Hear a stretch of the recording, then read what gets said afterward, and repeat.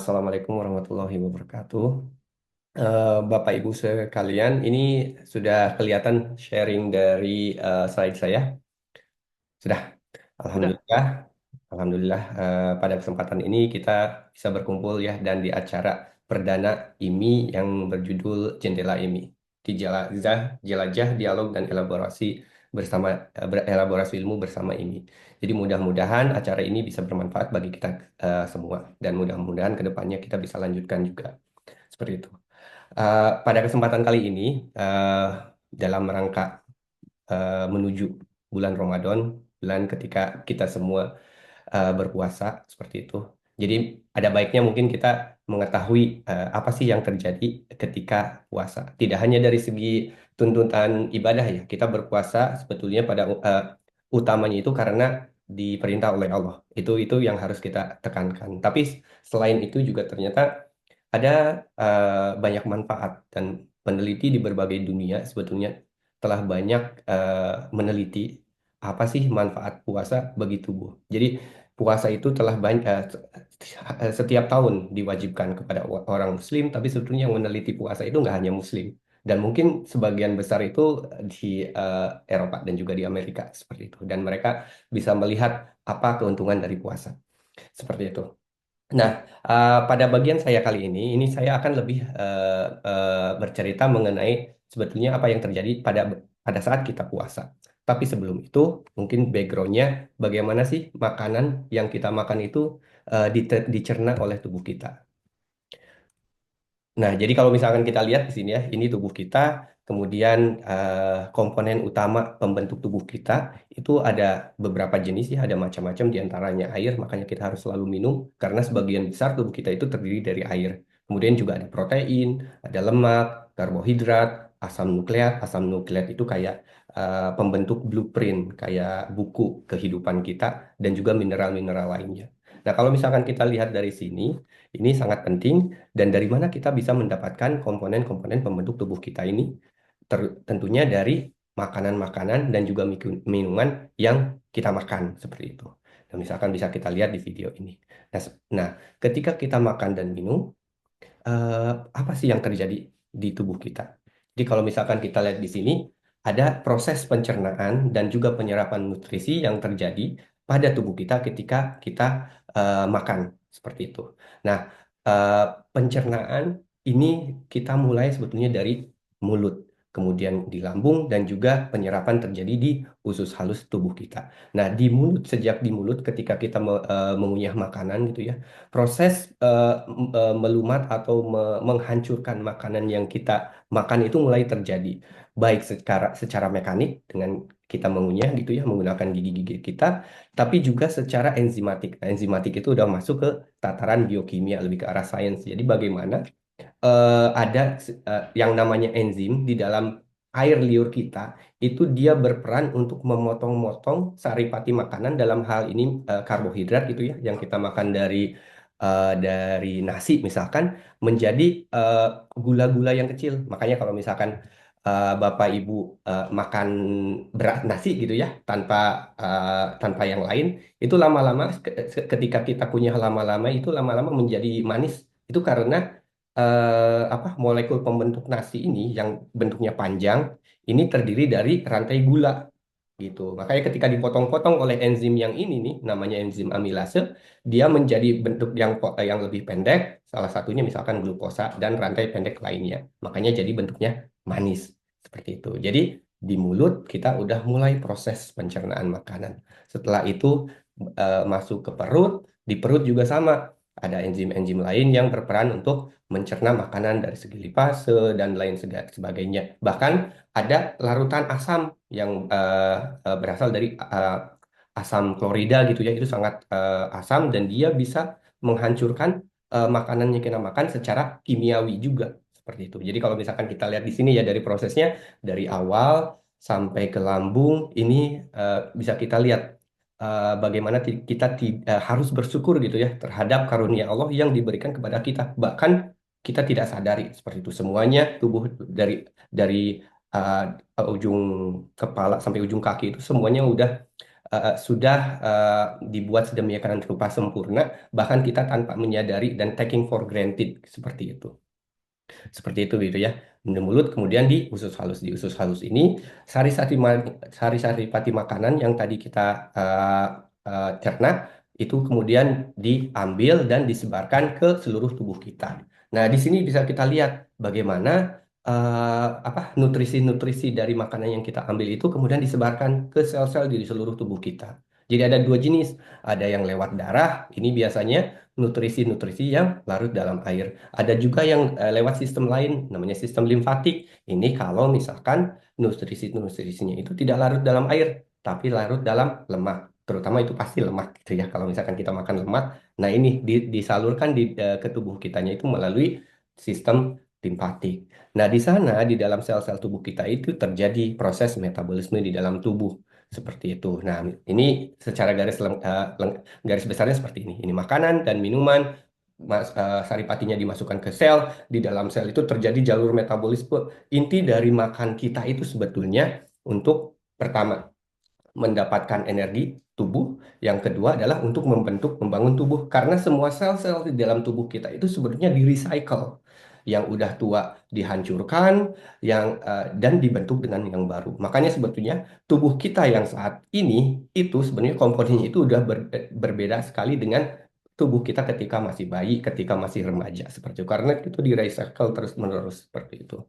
Nah, ini jalur metabolisme secara umum. Ini versi singkatnya karena sebetulnya yang kita udah tahu itu sebetulnya udah sangat lengkap sekali dan sangat detail sekali. Jadi di sini itu bisa kita lihat, mungkin Bapak Ibu nggak perlu tahu secara secara detail bagaimana prosesnya, tapi intinya di jalur metabolisme ini kita bagaimana apa karbohidrat yang kita makan diproses, bagaimana asam lemak ataupun lemak yang kita makan diproses, dihancurkan dan juga dibuat kembali. Begitu juga dengan protein, asam amino, dan juga tadi asam nukleat seperti itu.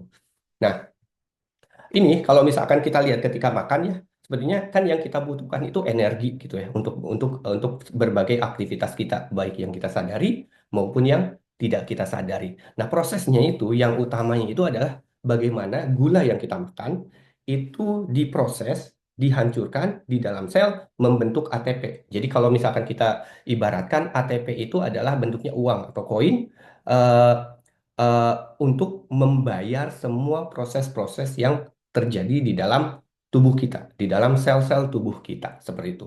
Nah, bagaimana prosesnya? Ini bisa dilihat di sini yang saya garis merah seperti itu. Makanya kalau misalkan kita makan glukos itu cepat banget kita jadi energetik gitu ya. Kalau misalkan kita lihat, kalau anak saya kalau misalkan malam-malam makan makan lagi atau makan permen atau segala macam, kalaupun sebelumnya ngantuk, ketika udah makan gula nanti jadi aktif lagi. Ya itu seperti itu. Karena ini. Nah, seperti itu. Nah, oke, balik lagi sini. Nah, ini ya. Jadi bagian akhir dari proses pembentukan gula, konsumsi gula itu akan membentuk ATP. Nah, ATP ini dibuatnya itu di dalam mitokondria sel. Ini adalah bagaimana proses terbentuk seperti itu. Jadi bisa dilihat di sini ya, berbagai macam mesin nano yang ada di dalam tubuh kita berperan untuk membentuk energi ini. Nah, ini terjadi di mitokondria seperti itu. Nah, ini adalah bagaimana ATP terbentuk yang apa? Proses pembentukan ATP itu ternyata membutuhkan oksigen, O2. Oksigennya itu diperoleh dari mana? Diperoleh dari udara yang kita hirup. Makanya ini kaitannya. Disinilah kaitannya kenapa kita bernapas dan kenapa kita makan untuk membentuk ATP di sini. Seperti itu. Jadi prosesnya itu ya ini mirip seperti kayak turbin atau kipas angin yang membutuhkan energi seperti itu. Dan nah ini turbin bisa dilihat. Jadi ini itu prosesnya itu sama. Jadi kayak apa? Elektron disalurkan ke sini untuk memompa memompa proton dari luar ke dalam. Si protonnya ini kan terjadi gradien tuh kayak misalkan air pancuran. Nah, si gradien proton itu hidrogen, dia dibalikin ke sitoplasma lagi dari sini dengan melakukan itu si turbin namanya ATP sintase ini, dia akan membentuk ATP, membentuk koin untuk membayar semua proses-proses yang ada di dalam tubuh kita. Jadi kalau misalkan Bapak lihat ya, Bapak Ibu lihat ini, prosesnya itu sangat-sangat detail, sangat-sangat rumit dan sangat-sangat sempurna. Bahkan sampai saat ini pun ilmuwan-ilmuwan di dunia masih berusaha memahami bagaimana proses-proses ini terjadi seperti itu. Seperti itu. Jadi Bapak Ibu mudah-mudahan bisa ini ya bisa bisa apa melihat rumitnya proses yang terjadi di dalam tubuh kita seperti itu. Jadi ketika ATP diperoleh, kemudian dipakai untuk semua proses-proses yang ada di dalam tubuh kita, baik aktivitas-aktivitas yang kita sadari, misalkan seperti kita berlari, kita berkumpul-kumpul dengan teman, ngobrol, maupun aktivitas yang tidak tidak kita sadari, bahkan sampai misalkan kita detup detup jantung kita bergerak, kita pun bernapas itu juga kan membutuhkan energi juga yang berasal dari sini. Seperti itu. Nah, sekarang pertanyaannya itu tadi ya, bagaimana makanan kita di diproses sehingga membentuk energi. Nah, sekarang pertanyaannya adalah bagaimana prosesnya ketika tubuh kita berpuasa seperti itu. Nah, ini kita bagi menjadi beberapa tahapan gitu ya. Jadi setelah kita sahur pagi-pagi gitu ya. Ini tahap awal puasa seperti ini. Bisa dilihat di sini. Nah, ketika tahap awal puasa, itu sumber energi kita itu dari glukosa. Dari misalkan apa tadi dari nasi yang kita makan.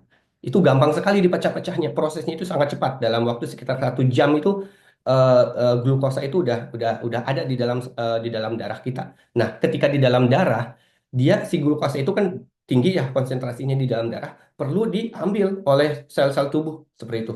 Makanya ada yang namanya insulin. Hormon insulin ini berperan ketika dibuat gitu ya di beta pankreas dibuat kemudian disalurkan ke dalam sel darah ke dalam aliran darah tujuannya itu untuk memberitahu tubuh bahwa kadar glukosanya itu ada tinggi, ayo cepat serap seperti itu. Makanya kadar insulinnya itu akan meningkat. Nah, kadar insulin meningkat berinteraksi dengan insulin reseptor di sini dan dia memberi sinyal supaya pintu untuk mengambil glukosanya itu dibuka. Pintunya itu namanya adalah glukosa transporter. Nah, yang ini. Nah, ketika pintunya itu dibuat dan dibuka di sini, glukosanya bisa masuk ke dalam sel-sel, dialirkan ke dalam sel-sel di tubuh kita. Seperti itu. Nah, jadi proses metabolisme yang terjadi di sini ini glikolisis, proses pemecahan gula menjadi energi, dan juga sintesis glikogen. Glikogen itu sama sebetulnya rantai glukosa digabung jadi satu dan dipakai sebagai cadangan energi, cadangan makanan kalau kita membutuhkan energi lebih lanjut ketika glukosa di dalam tubuh kita habis atau berkurang. Seperti itu. Ini fase awal ya. Makanya ini setelah makan ini yang terjadi. Nah, kemudian setelah kita puasa 4 sampai 12 jam, glukosa di dalam darah udah mulai berkurang. eh, di dalam sel-sel juga udah mulai berkurang. Kemudian sumber energi ini masih glukosa ya, tapi ada kalau misalkan udah mulai berkurang, glikogen yang tadi dibuat di awal, kemudian mulai dipecah-pecah lagi jadi glukosa lagi. Seperti itu. Jadi udah ditabung, habis itu ketika membutuhkan berkurangi lagi. Seperti dikurangi lagi, glukagon meningkat untuk memecah glikogen tadi di dalam hati.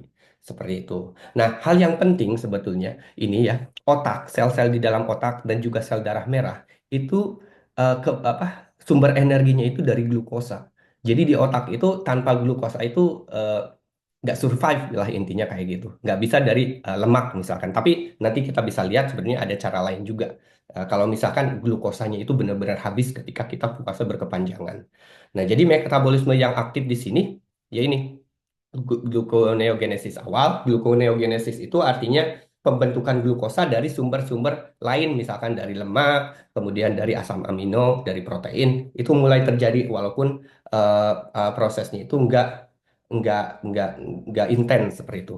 Dan yang lain itu adalah glikogenolisis. Glikogenolisis itu ini tadi pemecahan glikogen menjadi glukosa, cadangan glukosa yang ada di hati dan juga di otot-otot tubuh kita. Seperti itu. Ini 4 sampai 12 jam setelah makan. Nah, kalau misalkan kita puasanya diperlama gitu ya, kayak misalkan di Finlandia, puasanya pas waktu summer itu kan bisa sampai 22 jam ya, seperti ini. Nah, proses ini, itu glikogen di hati itu udah habis. Glikogen udah habis, cadangan gulanya udah habis, maka tubuh mulai menggunakan lemak. Tadi kan kita juga sumber makanan itu kita lemak gitu ya. Kalau lemaknya nggak dipakai, ya disimpan di dalam tubuh kita, di sel-sel lemak. Kalau misalkan kita makan terus, kita makan nasi terus menerus gitu ya, nggak pernah puasa, ya nasinya juga nanti sebetulnya diubahnya karena kelebihan energi kan, diubah menjadi lemak juga. Makanya kalau misalkan orang sering makan menjadi gendut, yaitu gara-gara itu. Seperti itu. Nah, pada fase puasa ini, otak masih bergantung pada glukosa. Karena kan glukosa masih tetap bisa dibuat dari sumber yang lain, seperti yang dari lemak ini. Nah, metabolisme yang aktif ini namanya lipolisis. Jadi, lemak-lemak yang ada di dalam tubuh kita, di dalam sel-sel lemak tadi, mulai dipecah-pecah lagi. Dipecah-pecah menjadi asam lemak dan juga gliserol. Nah, gliserol ini dia akan masuk untuk ini proses apa bisa untuk membentuk gula, tapi bisa juga untuk membentuk energi. Seperti itu. Itu ya, 12 sampai 24 jam setelah makan. Jadi lemak mulai dipakai sebagai sumber energi. Nah, fase lanjut sampai 2 hari berarti ya, 12 sampai 48 jam. Nah, ini sumber utamanya itu udah dari lemak. Karena kan glukosa udah sangat habis, udah habis gitu ya. Nah, sumber energinya lemak dan peningkatan keton. Nah, keton ini tadi kan saya bilang otak itu sumber energinya itu harus dari glukosa. Tapi kalau misalkan glukosanya habis seperti apa? Padahal kan otak kita itu harus terus ini ya butuh energi dan energinya itu untuk otak itu banyak sekali, apalagi untuk kita yang suka mikir gitu ya. Nah, ini dari keton. Ternyata lemak ini ketika dipotong-potong-potong-potong terus-terusan gitu ya, dia menjadi apa? Bisa dibentuk menjadi keton. Nah, keton ini dia ya, kita bisa untuk aktivitas lain untuk apa, dikirim ke sel-sel yang lain. Jadi selain glukosa, pakai keton. Nah, sebagai energi alternatif seperti itu. Jadi metabolisme yang aktif, ketogenesis, produksi keton dari lemak di hati. Nah, yang menarik itu sebetulnya hati itu dia tidak bisa memakai keton.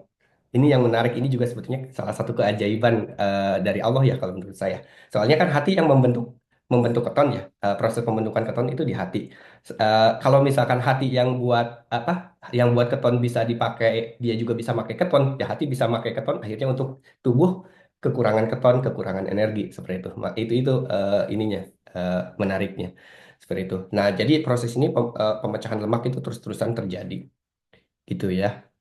Nah, terakhir, kalau misalkan Pajang terus berpuasa bahkan sampai lebih dari 7 hari, itu keton itu, jadi semua apa lemak itu menjadi sumber energi utama dan otak pun energi utamanya itu udah dari keton karena glukosa udah nggak ada kan. Makanya dari sini ini keton body ini udah langsung ke otak, disebarkan ke otak karena otak itu kan sangat penting ya.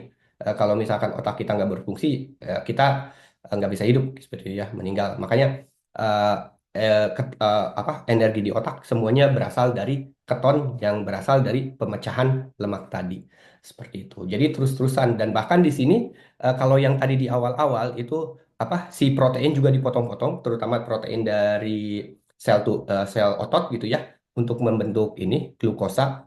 Eh, Setelah ini kalau misalkan puasanya terus-terusan berkepanjangan untuk orang-orang yang di daerah famine apa untuk yang kelaparan gitu ya. eh, ada apa ya otot-otot tertentu misalkan otot jantung berusaha untuk tidak dipotong kayak gitu supaya tetap untuk melindungi apa ya supaya eh, eh, organ-organ vital itu ya nggak dihancurkan proteinnya makanya berasal dari ini dari lemak seperti itu dan ini langsung apa keton itu dipakai untuk energi tubuh semuanya, baik dari otot, kemudian otak dan sel-sel lainnya. Seperti itu. Nah, kalau misalkan lebih lanjut lagi, ketika apa nggak ada makanan sama sekali, akhirnya apa?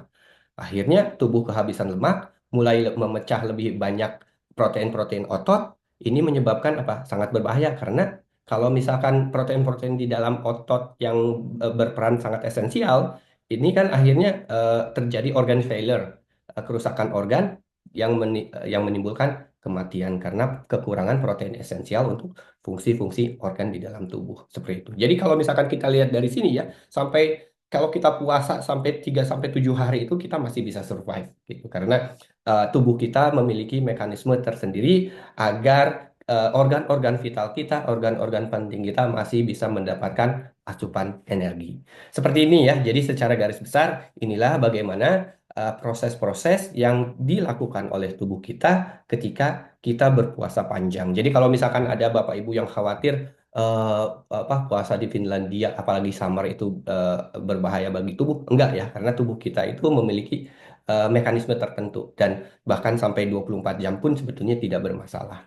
Seperti itu. Nah, sekarang di bagian akhir saya cuman saya paparkan secara singkat efek puasa lebih lanjut. Mungkin nanti bisa dipaparkan oleh Mas Seno dan juga Mas Mas Prima gitu ya. Dan jadi efek pertama yang puasa itu dia bisa menurunkan resiko obesitas karena itu tadi ya lemaknya itu dipakai untuk pembentukan energi. Kemudian juga memperbaiki regulasi glukosa dan sensitivitas insulin. Jadi ini dapat membantu mencegah diabetes tipe 2. Bahkan sebetulnya puasa juga bisa dipakai untuk eh, eh, apa treatment terapi untuk orang-orang yang memiliki penyakit diabetes tipe 2 seperti itu. Kemudian juga efek puasa bisa menurunkan tekanan darah, kadar trigliserida, kolesterol jahat, dan juga mendukung kesehatan jantung. Kemudian mengurangi peradangan, dikaitkan berbagai penyakit seperti artritis, asma, dan penyakit autoimun lainnya. Kemudian juga, ini yang menarik, ternyata puasa itu bisa meningkatkan kecerdasan seperti itu. Jadi ini bisa meningkatkan neuroplastisitas otak seperti itu karena dia memicu produksi ini namanya BDNF Brain Derived Neurotrophic Factor yang berperan dalam memori dan pembelajaran seperti itu. Jadi kalau misalkan kita ingin menghafal Quran misalkan paling bagus itu ketika berpuasa karena ini meningkatkan neuroplastisitas sehingga memacu kita untuk bisa menghafal lebih baik. Kemudian juga mengurangi resiko penyakit neurodegeneratif seperti Alzheimer dan juga Parkinson. Ini mungkin salah satunya itu karena Alzheimer itu kan karena ada protein-protein yang dia mengalami pelipatan yang salah sehingga dia membentuk agregat panjang eh, dan dia menghancurkan sel-sel neuron di otak kita. Nah, kalau misalkan kita puasa, si protein-protein yang nggak berfungsi ini kan berarti dipakai untuk sumber energi kan, seperti itu. Kemudian juga yang ketujuh meningkatkan daya tahan otak seperti yang tadi saya bilang terhadap stres seperti stroke atau cedera pada otak traumatis. Kemudian juga mengurangi stres oksidatif dan memperlambat penuaan sel. Nah, ini juga udah ada penelitiannya tentang itu. Kemudian juga meningkatkan umur panjang. Setidaknya ini untuk apa ya? Kalau nggak salah percobaan di hewan. Mungkin di manusia kurang tahu. Tapi kalau saya lihat kalau saya dengar-dengar katanya orang-orang yang berumur panjang itu biasanya mereka rutin puasa. Mungkin ini salah satunya gitu ya. Kemudian juga menghambat pertumbuhan tumor dan kanker yang nanti akan dijelaskan lebih lanjut oleh Mas Prima. Dan yang terakhir itu mengurangi sinyal insulin dan faktor pertumbuhan IGF-1 yang berperan pada proses proliferasi sel kanker. Nah, jadi itu ya beberapa efek puasa. Sebetulnya masih banyak lagi yang lain dan masih banyak penelitian dilakukan untuk mengetahui sebetulnya apa sih efek puasa yang terjadi pada tubuh kita seperti itu. Dan Ji, selama ini manfaatnya banyak sekali. Terima kasih dari saya. Assalamualaikum warahmatullahi wabarakatuh.